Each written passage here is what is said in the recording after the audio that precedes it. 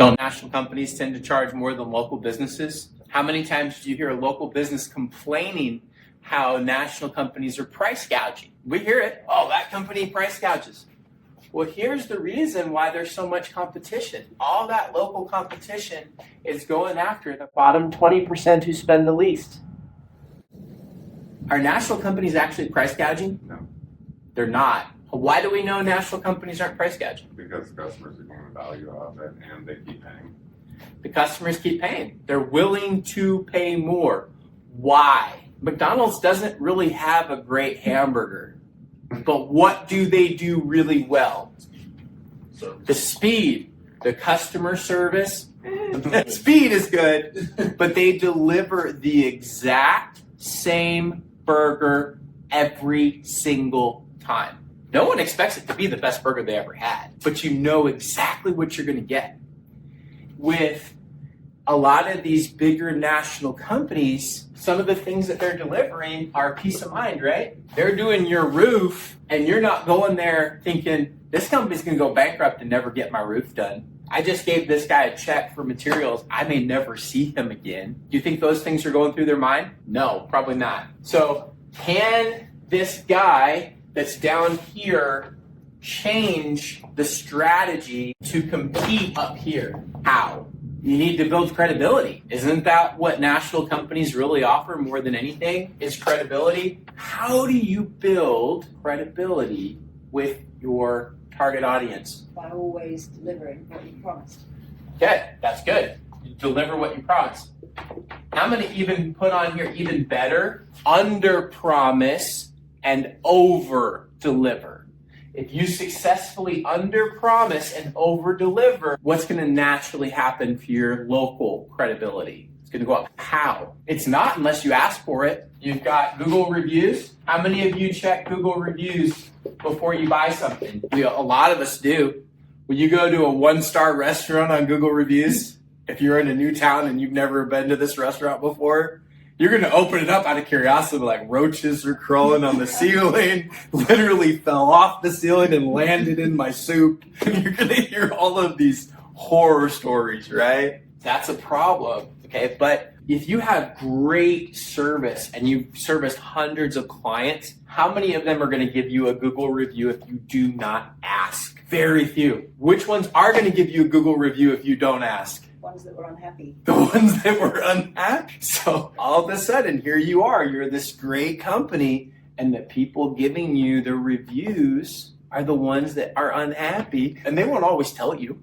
If they tell us, then we've got an opportunity to fix it. But if they don't tell us, we don't have an opportunity to fix it. We're going to get bad reviews. That's my advice. Ask every single time, every client, when you're done and they're happy, or you go back, maybe in person or over the phone. Hey, you know what? I really appreciate the fact that you're happy about what we did today. I really appreciate that we've been able to serve you. What you just told me now, do you mind just writing that down on Google and giving us a good review so other people know that they can trust us? What are other ways you can create credibility? And what are some other sites other than Google reviews that you can ask for reviews on? So Yelp, that's a business. Joining the BBB is a great option. Do you have Trust here in the space? Yeah. Trustpilot, another one. There's a lot of different things. Joining your local trade association. Paul has these certifications, these Wim Hof certifications, these other certifications. That's a third-party source that says, trust Paul. That's a way to separate yourself from the masses and build credibility. What else can you do? You write a book. How many times do you hear that little adage, oh, he wrote the book on it? Is that a good thing? Yeah, that's the good thing. You write the book on it, you are now at the peak of your credibility. What else can we do? I'll say this, branding. You rarely see a national company that does not have some kind of recognizable brand. In fact, some of these companies have become so iconic, like Gap. If they make a moderate change to their brand, people don't even want to see it anymore. No, go back to the old one, fire that company. Jaguar just had a massive branding fail. I don't know if any of you saw how badly Jaguar fell on its face, but they fell on their face hard. How can you build your brand locally? Personal engagement. Personal engagement. Yeah. You can be that face to face, right? If I'm part of my local chamber of commerce and I meet this person and I get to know them, am I more likely to do business with somebody that I know, trust, and like, or a national company? We're more likely to do business with those that we know, trust, and like, right?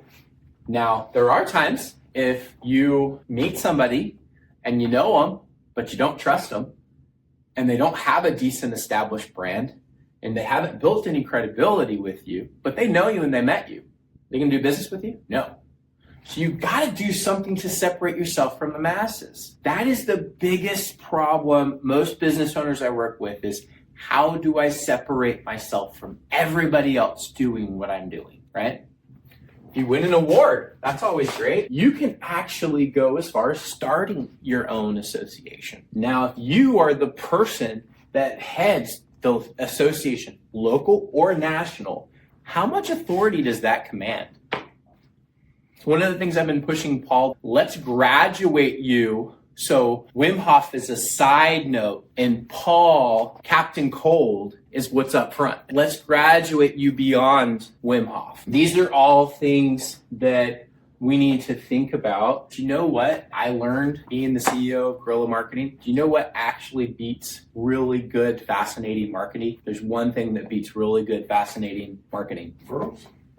Consistency. If you're consistent with your marketing, it doesn't even need to be good. It buys space in people's heads. You will literally buy space in their heads. What happens in your mind when I go, oh, oh, oh, green giant? You guys don't think that? You guys are from the UK. It's not fair. And he's 12. Okay, so there's certain things. Fly the Friendly Skies, United, a board service repairman, Maytag, that rugged cowboy guy, the Marlboro Man. Those are iconic brands. Those are brands that have built up that credibility on such a large scale that it can't be undone. How do you compete on a local level with the credibility of these national companies? Consistent local marketing. Consistent local marketing.